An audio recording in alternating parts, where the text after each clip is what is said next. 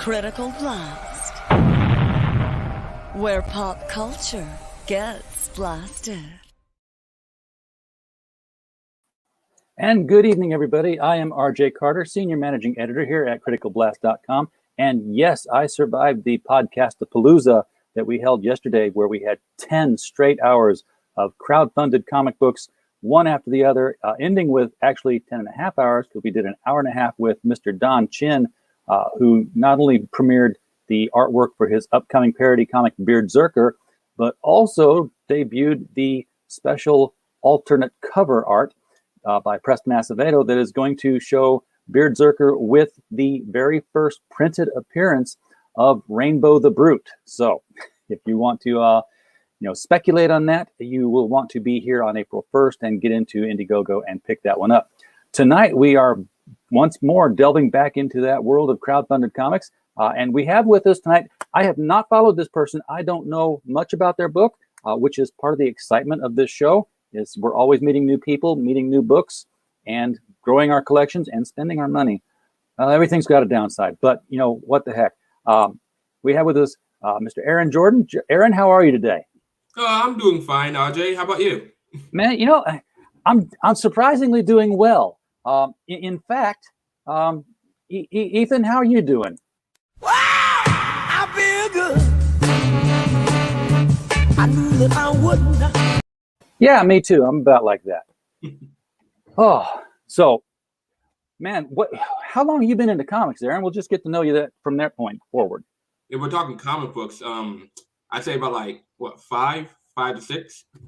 Yeah, it's been a long time. Yeah, you're saying 5 to 6 years, or since you were 5 and 6? Since I was 5 and 6. Yeah, okay. We can relate on that one. I learned to read off of them before kindergarten and didn't tell anybody. I thought everybody could read. But man, it's really a good tool for that kind of thing. Do you remember who you were reading back then? Believe it or not, I actually had like the original. Well, not the original. It's like, I think they're reprints, but they were like the original Amazing Fantasy comics. I had a few Spider-Man issues, and I'm kind of mad because I don't have it anymore. So yeah. Well, let's see. You were 5 or 6. How old are you now, if you don't mind me asking? Oh, I'm 23, about to be 24. Okay, yeah. It was a reprint. Yeah. I'm 53, so I'm like, yep. The books I've lost in my lifetime. We're talking original appearances of Punisher, Death of Gwen Stacy, all those, Death of the Green Goblin. Although he seemed to have gotten better, as did Gwen Stacy. So, but somewhere along the way, you decided you wanted to start creating these things. Oh yeah, it actually happened around 3 years ago. All right, what happened then? Yeah, so.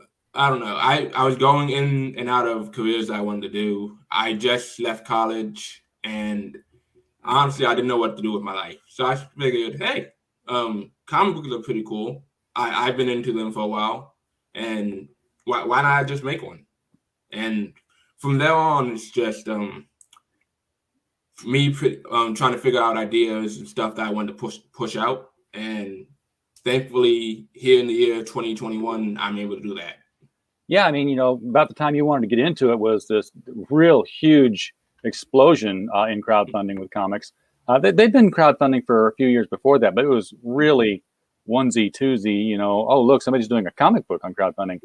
And then 2017, it was like there was just this massive eruption of everybody working together and forming this crowdfunding community. You know, what was there anything in your college classes that prepared you to be writing comics? I mean, were you going after your an MFA or? Well, I have taken some writing classes. Originally, I wanted to go for art, but right now I don't think I'm at that level to actually produce good quality work. Okay. Because my original degree was in game design, believe it or not.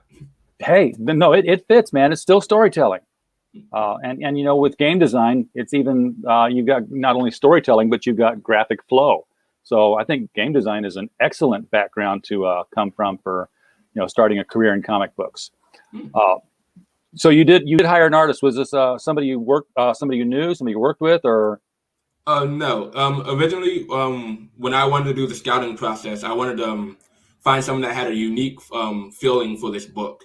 And that's usually how I plan to go about with all my other projects. So the artist for this book is Thomas Muzzle. I found him on Fiverr.com, and he's actually been working for 30 years in the comic book industry. Wow. Okay, so you got yourself, a seasoned, experienced professional. You say, believe it or not, I'm going with that line there because he's one of these guys, that I haven't heard of. But there's a lot of people who, they just turn in serviceable work and they crank it out. They don't get the Todd McFarlane superstardom, but they're always there and they're on time, so they keep their jobs. Sometimes that's better than superstardom because stars burn out. Workhorses work. So how'd you get the come up with the idea for the Wulfsbane thing? And I'll tell you, and I've said this before on our streams, there are periods in artistic creativity history where everybody comes up with the same kind of idea at once. And right now we're going through, like, there's a bunch of people doing giant robots and there's a bunch of people doing werewolves. It's just all happening. They're all different stories. They don't look anything at all alike, but it's like, it's another werewolf story here. So I want to know, first of all, how you came up with the idea and then what's going to make it stand out from everything else. Okay. So how I came up with the idea was basically I was sitting in my room one day and I do what I usually do, and that's watch either horror movies or crime dramas. So I thought, hey, wouldn't it be cool if I mixed the two in together?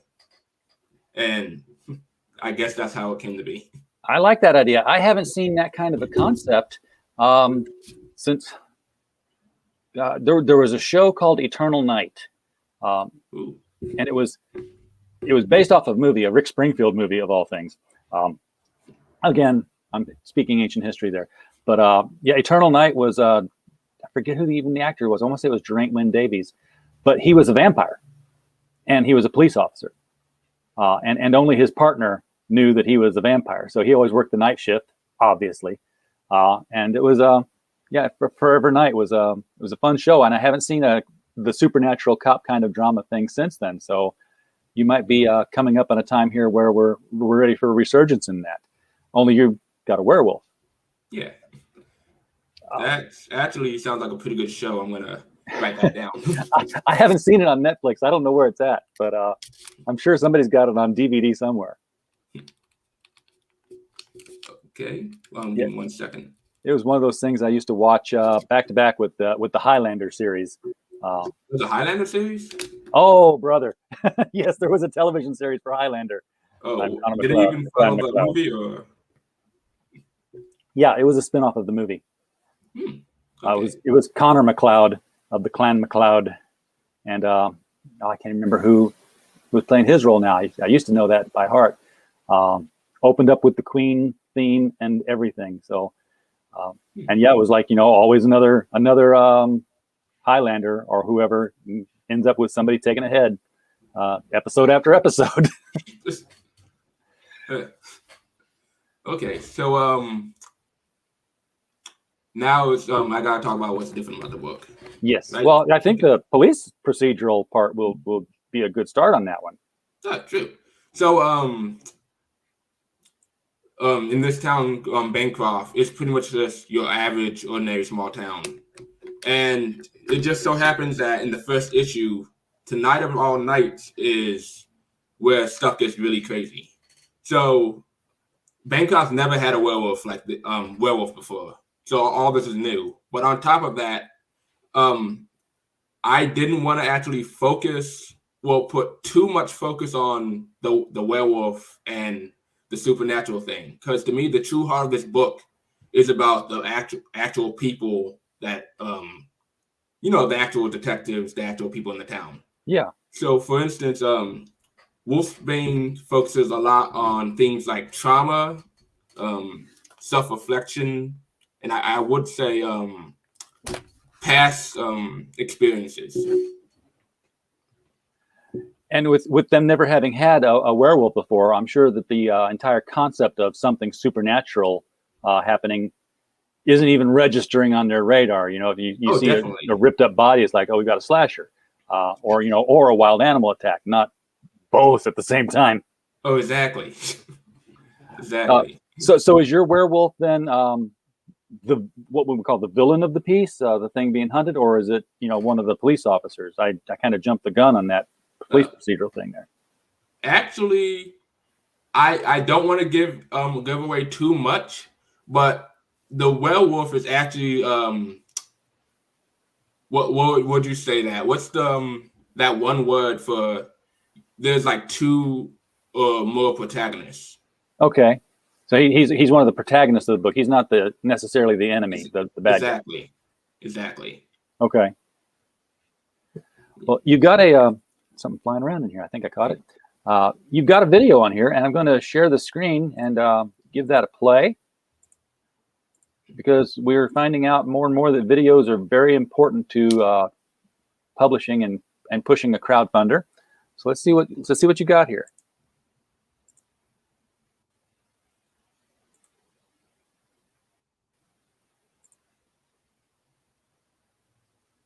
As soon as the internet cranks up.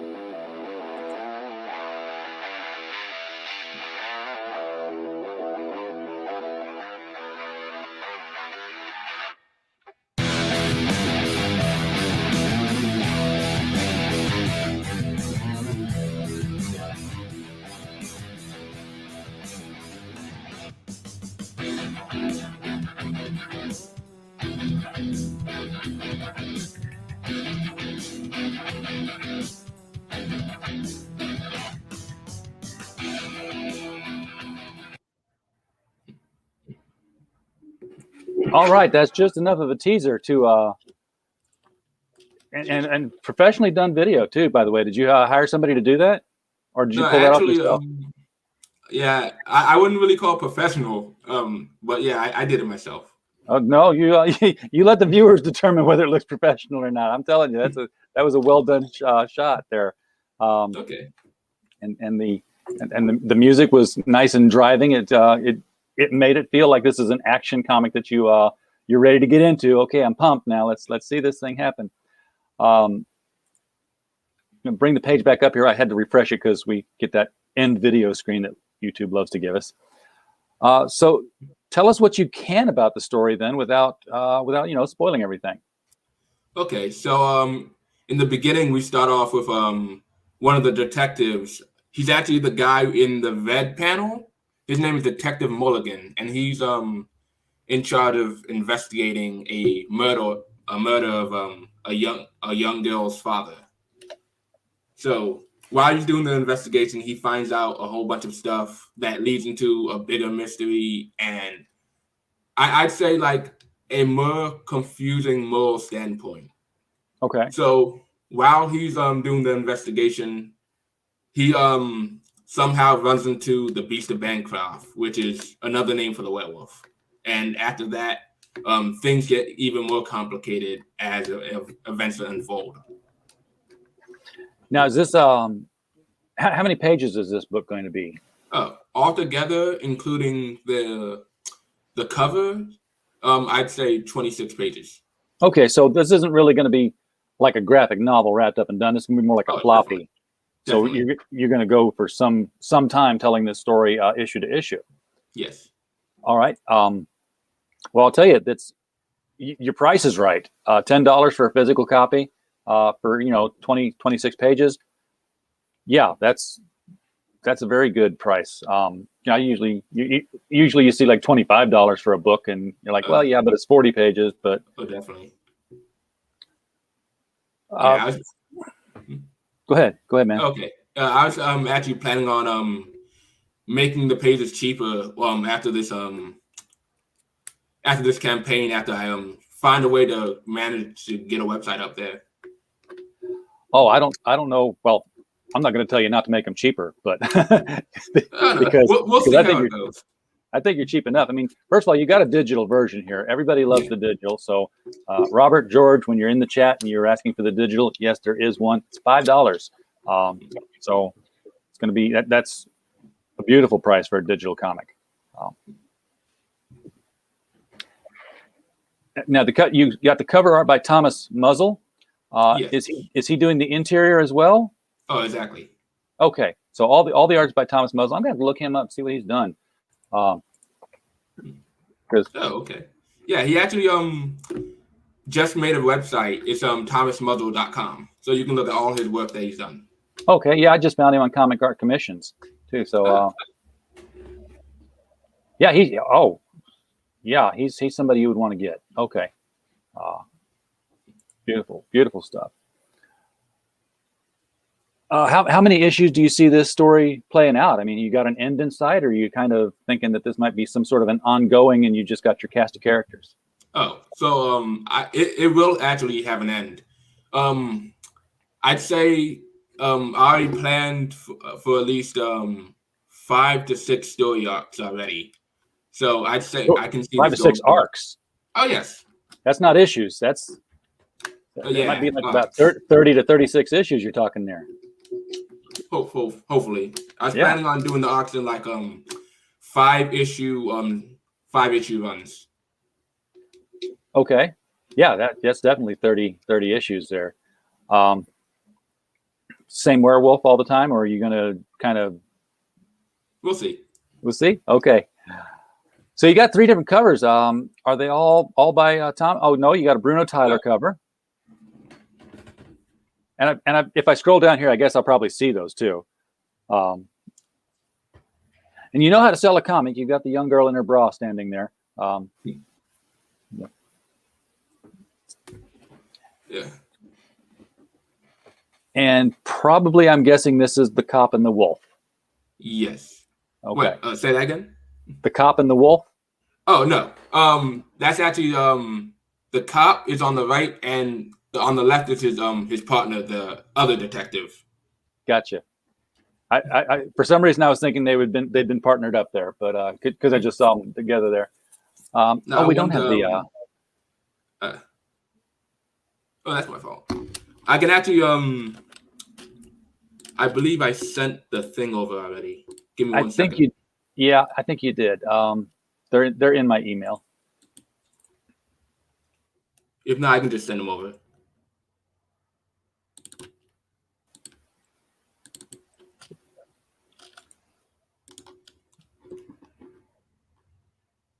Okay.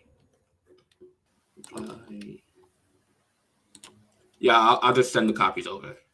I got them. I got them pulled up here. The first email you sent me with the logo in it. Gotcha. You had a bunch of pictures there. So let me see if I can just download them all.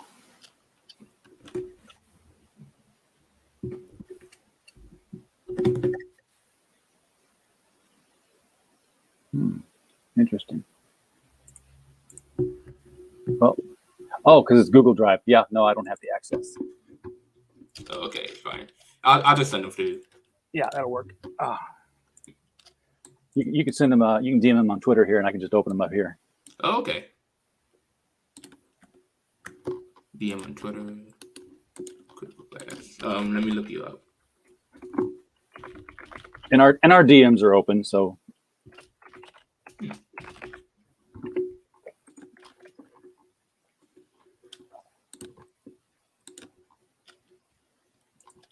Okay.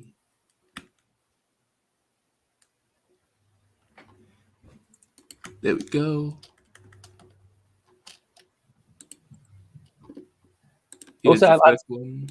I like the fact that your tiers they're very simple. It's like, hey, here's the book, and here's the other book, and here's the third book. Oh yeah. You don't have like, here's a trading card of the wolf, here's a trading card of the cop. Oh, believe me, I wanted to do that, but that seemed like a lot of financing that I couldn't really do. Yeah, get people interested in your book first. Yeah. That's the main goal. So stay focused on that. So this is the alternate cover. This one's by Bruno.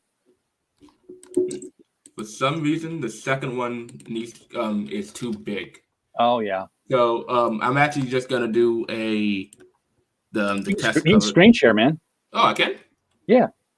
Yeah, that makes sense. All right, hold up. Give me 1 second. That way you can drive and show what you want to show. All right, let me see. Got it.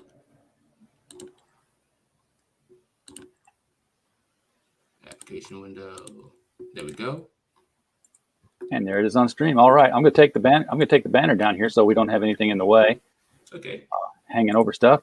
That way we can get full image of stuff. All right, so this is your third cover here. Who's doing the third cover on this one? Oh, this a guy named Daniel Holland. It does good work. He does. It reminds me kind of the Frame brothers, Brian and Brendan Frame, some of the artwork on this. I don't think I'm familiar with them. They were actually just voted comic book artists of the year for 2020 Nice. by our readership, and they get the trophy. But, I'm glad. Congratulations to them. Yeah. Like believe I have a joke of that I usually call this the Scooby-Doo mystery cover. so now I'm going to want to rip the head off the werewolf and see who's behind it. That is really the old man Potter. All right. So you said that you said all the artwork is done on this already, right? I mean, as far as the pencils and the inks. Oh yeah, the inks. Coloring phases. Yeah, the inks are done. I just need to wait for. Right now, I already paid for the 8 out of the 16 other pages I have to get colored. So Okay. So after this week, I just have to pay for 8 more pages, and then we can move on to the lettering phase. Gotcha.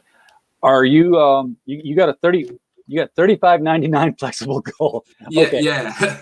What happened there? Okay, so in the beginning, I got COVID hit me pretty hard, and I was in a panic. I was like, "Oh, what am I gonna do? What am I gonna do?" And I posted a campaign and said, "Yo, I don't know if I'm gonna be able to finish this book on my own." But thankfully, after the stimulus came and stuff with my financial situation improving, I'm able to finish the book on my own. So, I posted an update in the description saying I didn't really need that much, and right now anything is appreciated.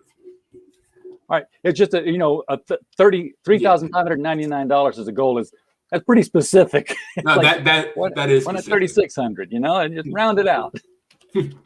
But is that realistically though? Is that going to cover all the costs and the colorist and the artist and everything? Or what do you really need to make on this to break even and break into profit? Right now, I'd say about 700. So the 3,000 and everything was including the artists, the rest of the stuff that I have to pay the artists for and everything. Yeah. Okay. So you basically need to make the whole 3,600 then to break even with what you paid out to the artist. Is what I'm saying. Oh, I think so. Yeah. Okay. So we want to get you above that. So for all the folks watching this on replay, you got 42 days. Obviously, you took the 60-day option. This being your first campaign, did you have any difficulty navigating Indiegogo? I mean, did you get any assistance on how to set up a campaign and stuff? Oh yeah, I had a lot of difficulties doing that. Mostly all the support that I've had was one through YouTube videos, and two, I actually got lucky and found a support group on Instagram called the Indie Alliance. So I'm really thankful for all them. Gruff, the Table Flip Entertainment, he really helped me out a lot. He gave me a lot of critiques on my campaign because, believe it or not, it was a whole lot messier. Well, it's not very messy now at all. You could use the big pictures of the other two covers on there, but other than that, everything else is fine.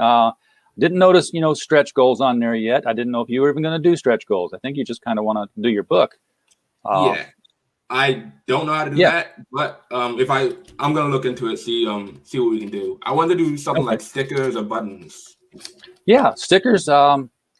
Again, don't go hog wild. Don't get into T-shirts and hats because again, nobody knows your characters or your universe to volunteer themselves as a bodily advertisement for it yet. Stickers of the logo, beautiful. perfect idea. Because, now it's like, oh, Wulfsbane. What is Wulfsbane? I better Google that and find out what that is. It might be something I want. Whereas, a picture of your character, nobody knows who your character is yet. He's not Superman or Spider-Man. So True. Doesn't have the visual recognition. But that'd be the only stretch goal I'd do. And I'd say, hey, if we get funded, that's the stretch goal. Or put it near your funding goal. Yeah. You can even make it 4,000. I'm just suggesting. I don't tell anybody how to run their campaigns because God knows I don't know how to do it. I just talk to you guys who are doing it all the time. So the reason I was asking how much was done earlier because I wanted to find out when the shipping was going to be, and it looks like, well, I clicked on the payments button. Not ready for that yet. So you got a $5 shipping, dude. Yeah. You're cheap. What are you mailing it in? I honestly have no idea. I didn't want to be too expensive because I didn't want people to look at it and be like, eh.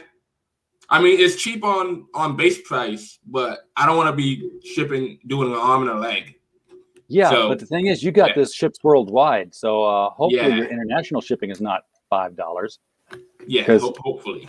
Because I'll tell you now, you ship a book to overseas, you're paying $20 in shipping. Oh, well, worldwide, I think is 15. Okay. Yeah. Okay. So that's Indiegogo will calculate it, and they already know I'm in the United States, so they gave the $5 one. But $5. I mean, I did more for worldwide than I did in the United States. Okay. I'm trying to see because we ship books. That's what we do for business here. I'm like, am I overcharging people here? What am I doing wrong? I've got to browse my desktop here and pull up my business plan. Because I just want to see what we're charging. How do I have two business plans? Oh, that's the real one. Okay. Just for a comic book, 2.5 ounces for a 22-page floppy. We end up charging like, that's priority. Whoa, thank goodness. Yeah, okay, we end up charging like $5.85. So you're close. You're right in line there. I mean, because you don't have the $2 service fee that we charge. So you got your Gemini mailers. You know about those, right? No, I do not. Okay, have you got any comic books in crowdfunding sent to you yet? Have you bought any off the crowdfunding? Oh, okay. I think I know what you're talking about.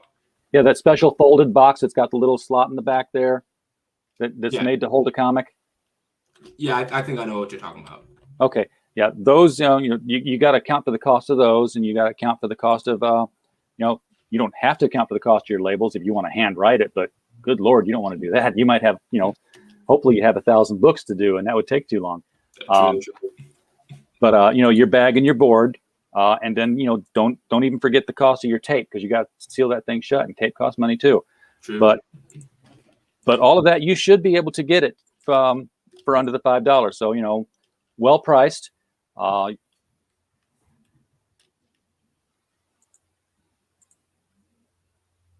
So people should be very happy when they click through this campaign here. It's a low price book. It's low price shipping. This is entry level stuff here. You can increase the margins, as the demand goes up. I'm trying to think what more I can ask you about your book now because it's fairly simple murder mystery. It's a werewolf kind of thing. Yeah. You said you watched a lot of horror movies. Was werewolves and the monster movies sort of your thing when you were growing up, or? Oh yeah, more importantly, slashers. So I used to watch Nightmare on Elm Street religiously when I was a kid. Oh yeah, the movie series, right? Definitely. So you're a big slasher fan. We got some people who really love horror on our site that we get to interview sometimes cast and crews for these independent horror films.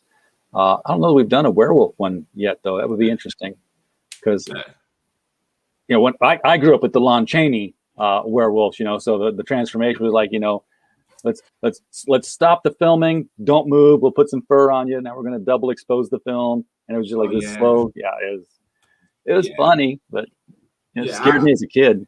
Yeah, I wanted to go more of the American Werewolf in London route. So I wanted in the future, I'm going to try and figure out how I can make that particular moment flow beautifully on screen. On the page. Yeah, I get you. Yeah. No, there's a lot of good werewolf stories out there. One of the ones I had to read in college. They made us read a werewolf story in literature class in college. It's called The Wife's Tale, and it was told from the perspective. Okay, it was cool because it was told from the perspective of the werewolf's wife, and she figures out that he changes when the daylight comes, and she basically wakes up one night. And she discusses, she's telling the whole time, she's like, I know he disappears. He comes back. He smells funny. He smells like, the other creatures. And then she wakes up one night and, it's early morning and she sees this horrible beast rising up from where they sleep. So she lashes out and she kills him. And that's at the point where you realize that, he is a werewolf. Yes, she is his wife. She's a wolf. She was watching him turn into a man. And that was the monster she was seeing. So, wait, what? he had business going at both ends of the species here. Nice. Who he was. So it's like, I love twist endings like that. So. Oh, same. Yeah. O. Henry was one of my favorite storytellers for that kind of thing. I don't know who wrote that story. I've got to try to find it. I mean, it was just a short. You read it in 5 minutes and it's done. And what did you say this one was? I think it was called The Wife's Tale. I gotta look that up. Yeah, it's. I wish I still had my college literature book because I would have been able to find the author's name real fast. So again, I came back here because I was looking at the shipping dates. You're looking at November. That's good. I think that's a very conservative date. I mean, you've got you're down to coloring and lettering. Have you looked into the printing costs? Printing costs? Yes, I actually have. You got a printer picked out? You going with? Oh yeah, I'm going with Comics Wulfsbane. Okay. I'm not familiar with them, but if you've researched them, that's fine. I know of Mixem. I know of a couple of other ones. I always like it when people go local, if they can, but it's not always a possibility. Hopefully in the future. Yeah, where is local to you? I mean, not city and not street address or anything like that. Oh no, New Jersey. New Jersey. Oh, yeah, dude, you're in the home of the Frogman. So good place to be there. What is there more that you want people to know about your book, man? Well, Wulfsbane isn't just it isn't just a werewolf story. I'm planning on revealing other monsters soon. And in the second issue, there's a really fun matchup that me and my friend were always talking about that I think you guys will like. So stay tuned for that one. All right. How did you come up with the with the name for the book? I mean, is that going to be a code name later on, or because Wulfsbane is the thing that repels wolves? Yeah. So this is actually a pretty interesting story. So yeah, Wulfsbane. I was looking it up, and the plant is actually poisonous. It is very poisonous, and I wanted to take that and mix up the letter with wolf, as in the epic tales of Beowulf. Beowulf and Grendel. Yeah. And that entire story is just full of tragedy, self-destruction, and everything. So I thought it was just perfect. Yeah, that's a great story too. And again, college is paying off, but not all the way. I had a paperback story at one point of Grendel, which was the entire Beowulf story, but told from Grendel's point of view. Kind of sympathy for the devil kind of thing. True. I heard it was really messed up. It's kind of messed up. Yes, it's not like the Grendel series that Matt Wagner did for Kamiko as a comic book. That was he was just a villain. Again, beautiful book, but had absolutely nothing to do with Beowulf. So you got some Beowulf influence in here. You got the werewolf influences in here. Yeah. Where is your story set? Is it going to be set in like New Jersey or? I wanted to do like a fictional town because although I live in New Jersey, I live in like the world today. I'm not really too familiar with everything out there. Okay. So I would say it's like it's set in another time period. So it could be New Jersey, it could be somewhere else. Well, it looks pretty It's up modern. to you. Yeah. But so it's like Riverdale or Springfield. It's Pretty much. It's a town, and there'll be an ocean nearby and a beach and a mountain and every other climate thing you'll need for storytelling. Exactly. All right. Well, I don't know where else to take it right now, other than that this looks really cool. This is one I would back easily. You've got the 3 tiers. I don't think I've covered those extensively yet, but it's basically with each tier. Past the digital, you got the digital $5 tier, and then you have the 3 physicals, each for $10. And then if you want the physical and the PDF, it's 10 plus 15. There's no mathematics degree there needed. You have a limited edition for the physical. Now, what makes this one limited? Okay, so limited edition is I'm only going to be doing this one through Indiegogo. So if you were hoping to get it, like let's say at a comic book or anywhere else, then I'm not going to be selling it there. Okay. So this one here, basically, it's different because it's going to be signed. Yeah, it's signed. I'm including the all the work that I put into the book post production, and Okay. I'm also going to be doing some of my personal thoughts on the characters and the world and everything else. So it'll be a bigger book. Yes, It's going to have extra pages. yeah, at least twice as long. Okay, yeah. Okay, gotcha. And then the $50 limited edition bundle. You're going in for a holographic cover on this one. Yeah. There's the big bucks.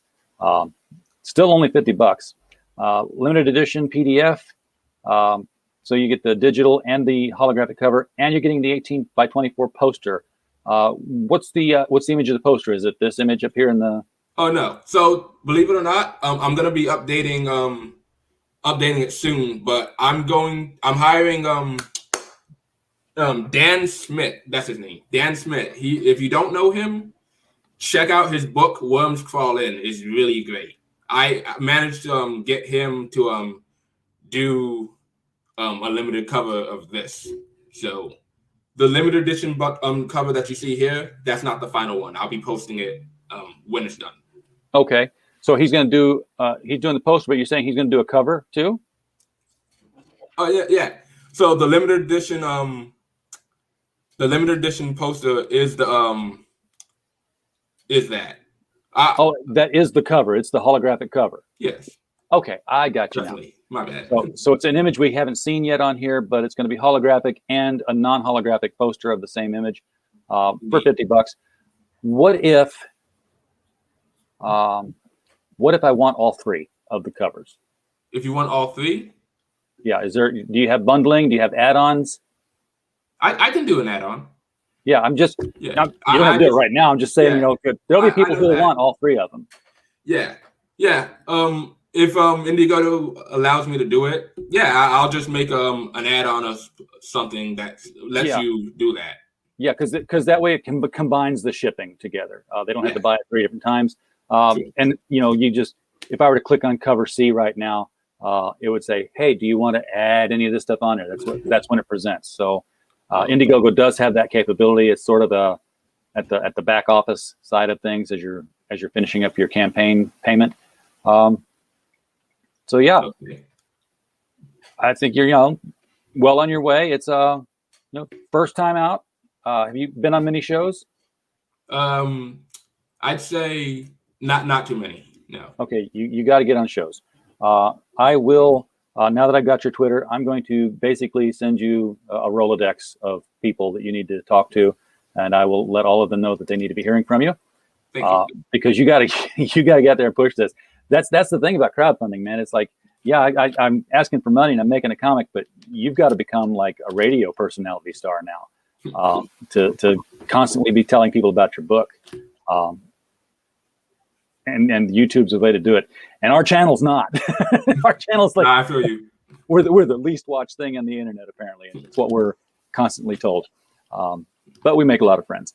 So all right. A little bit short tonight. Usually I go another 10 minutes, but I think I'd just be dragging your time on, and I think you've covered everything here.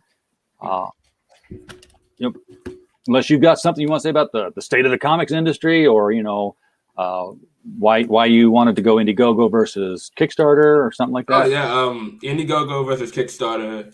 Pretty much, I wanted to make sure that I wanted to make sure that just if I didn't reach the goal, I could still make it pay for the people that already backed the book, and they wouldn't be going empty-handed. Yeah, and that's the thing about the flexible goal is you pulled in 370. You have to make the book. Exactly. You're committed now. Yeah. It's like an extra incentive for me to, hey, you're actually making at least some progress. Keep at it. Yep. So you're committed to delivering now, which it's something that Kickstarter doesn't allow. You only get 30 days, and you don't make it, it's all back to square one. And especially if you were paying your artists, well, guess what? You've got nothing in your pocket now. Exactly. So, and I like Indiegogo over Kickstarter as a purchaser, because with Kickstarter, it's like, okay, I'm going to give you money, and I use my PayPal all the time, and all I do is I look at my phone and say, do I have money in PayPal? Yes, I do. Spend the money. Yeah. But Kickstarter doesn't take it until the last day to see if you fund it or not. So it's like, if I do it on day one, 30 days may go by, and then they're saying, okay, well, he funded, take the $30. I may have looked at my phone the day before that and said, hey, I got $50, spend $50. Now I've got nothing. Exactly. whereas Indiegogo says, oh, you want to give us money? Yeah, we'll take it right now. Thank you very much. And they'll put it aside. So that's why I prefer shopping on Indiegogo. I've done Kickstarters, but I've got a list of things on my phone that tells me what day to back them on Kickstarter. It says, be sure to back this book on this day at Kickstarter because it's the next to the last day. And that way I'll be sure that the money is there. I get very, OCD about purchasing my Kickstarter books. I'm the same. I just bought the I bought the Oz book by I forget who it was, but it took me a long. What? Say that again. Was it the Zombieful World of Oz, or was it the OZ? The OZ. Yeah. I backed the OZ, and I just realized that I had the digital edition sitting in my email account for like months. Oh, could have been reading it all this time. Exactly. Yeah, that's a good looking book. You're gonna find a lot of people out there now getting into crowdfunding. And I don't know if you've been following everything on Twitter, or if you're just kind of like checking out some of the videos and then heads down with your own work. Are you caught up in any of the politics that go on with the crowdfunding thing? I mean, there's factions, and then there's let's see. There's right now all I'm familiar with is this Comicsgate, and there's people that don't like Comicsgate. Yep. So that's if you like Comicsgate, you really, really like Comicsgate, and if you don't, you really, really don't. And exactly. There are very few people who are in between. I have friends on both sides. I feel you. I have a lot of people who are in Comicsgate that I'm very close with, and I have people who I'm not really. I don't want to be called Comicsgate, but I agree with some of the things they say, but they don't want to get the tars and feather out on them. Oh, exactly. Yeah, I basically the only people I try to avoid are the people who are militantly against anything. Same. It's like, what's the point? It's like, just read the book and try and figure it out for yourself. Yeah. It's like, I don't want to buy that book. That's by a Comicsgate person. I'm like, so what? Exactly. If that's the only reason why you're not buying the book, well, that's your prerogative, but don't make a lifestyle out of it, for crying out loud. Exactly. Like, if you don't like Ethan Van Sciver, then are you gonna not buy any of the issues that he did when he was doing the Flash or whatnot? Oh, I'm sure there've been a lot of people who did sell them off, but not me. I've got my complete set. That was some good stuff. I'm a Cyberfrog backer. Oh yeah, I And, just and bought someday mine. I'll read it. Yeah, I'm waiting for the new campaign that you did. I think last year. Wreck Planet. Yeah, Vec Planet. I got that, and I got the I think he was selling all the other issues of Cyberfog that he ever made. Yeah, Unforgettable Tales. Yes, dude, that was Yeah. $120. It's gonna be worth it. Wow. So you went for the big box. Oh yeah, for me, I'm more of a chronological reader. If I want to get into like a story or a character, I want to go back to the origin point. Square one. Yeah, Yeah. I hear you. All right. Well, speaking of origin points, folks, this is the origin point for Wulfsbane. So, you want to be in on the ground floor of the next werewolf adventure, werewolf/police procedural. It's going to make it an interesting read. Get back behind Aaron here on Indiegogo. The link is right down there in the description below, so you will be able to go right to this campaign and throw some money at it. And buy 5 or 6 copies. This thing is cheap. You can afford it. So, Aaron, I appreciate you being on the show tonight. Really appreciate you reaching out to me, folks. I had written Aaron down in my book, and he had reached me an email and not on Twitter. So when I looked at my book and I looked for Wulfsbane and I spelled it with an O, I couldn't find him. I was like, I hope he reaches out to me. I think I even mentioned you on a show last week. I'm like, I don't know who Wulfsbane is. If you're listening, reach out and let me know. Oh, my bad. I must have missed that show. I was probably at work. Like I said, it was probably yesterday when I was doing all 12 of them. It was a crazy day. But anyway, again, thanks for coming on. Folks in the chat, we appreciate you sticking with us and watching the show. We don't have an episode without